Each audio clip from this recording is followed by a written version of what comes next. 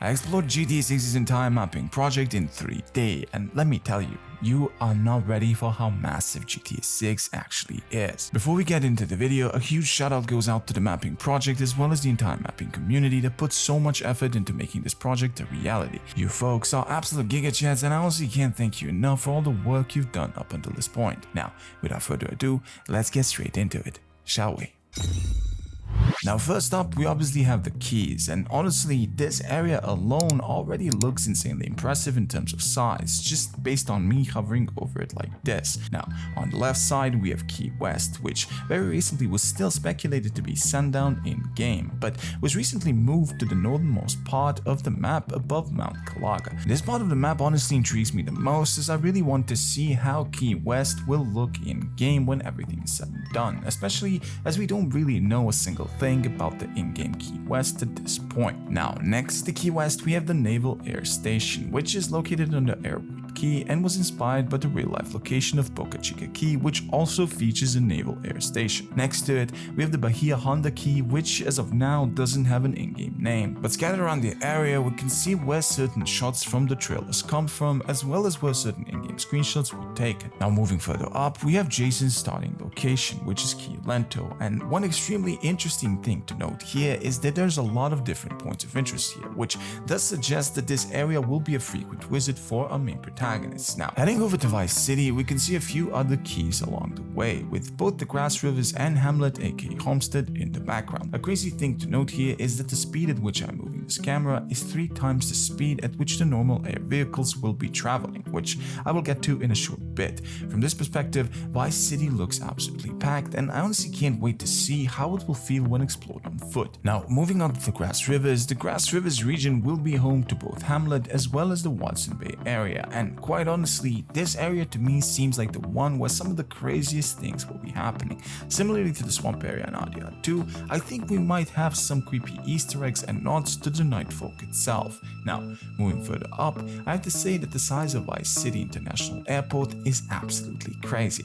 In comparison, I genuinely feel like it's 3 times the size of the Los Santos one, and compared to Lake Leonida, it looks like it can fill out 2/3 of it easily, which just shows how massive it actually is. And you know what else is massive? Now the second most intriguing location for me personally has to be Port Gellhorn aka Panama City. This area, at least based on the findings that the mapping project did, is basically an amalgamation of different cities from the western coast of Florida, mixed in with a little bit of Alabama. Its size as of now doesn't look that impressive, but I truly believe that we haven't seen the full scale of it just yet, especially as Yorktown might be an extension of Port Gellhorn located on the other side of the Pokemon Bridge. Now the northern part of the map above Mount Calaga is unknown at this point, so I won't really go into that topic right now. Maybe when trailer 3 drops I will revisit it if it ends up revealing more about the map itself, of course if trailer 3 ever ends up dropping.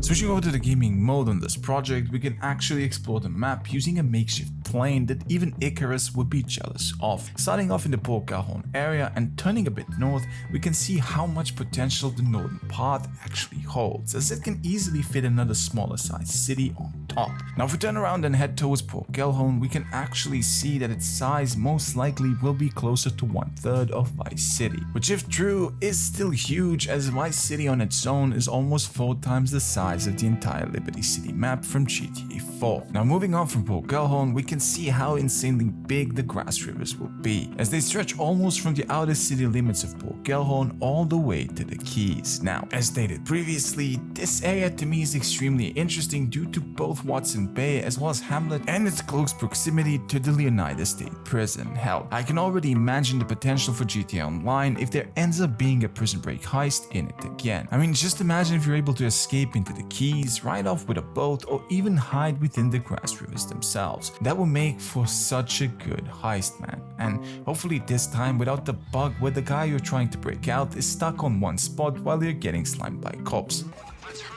Now flying over the Keys shows us how big they will be as well, as Key Lento, where Jason's safe house is located, is quite big already on its own, and is actually closer to Vice City than it is to Key West. Now the Keys hold up extremely well in terms of size, and we haven't even seen the tiny details the game will be stuffed with on every corner of the map. Now heading back across the Grassrivers, we can finally experience the main attraction that this game will have to offer, which is Vice City. Looking around, we can see the Gables Estate location on the right, as well as West Perrin, whose exact location is not yet confirmed officially. Above it, on the right, we have Peacock Bay with Coral Gables, aka Southside, located to the west. On the western side, we can also see the Vice City International Airport, as well as Fagami neighborhood and Tequesta, aka Brickell or Brickell, I don't know. Next to it, on the right, we can see the Tequesta Key, aka Brickell Key in real life. Now, flowing through the middle of Vice City, we have the Miami River, aka Vice River, as well as Little Cuba, aka Little Havana on the left side, and downtown on the right. Now, heading up a bit, you can see Rock Ridge, aka Riverside on the left, with Little Haiti and Overtown further up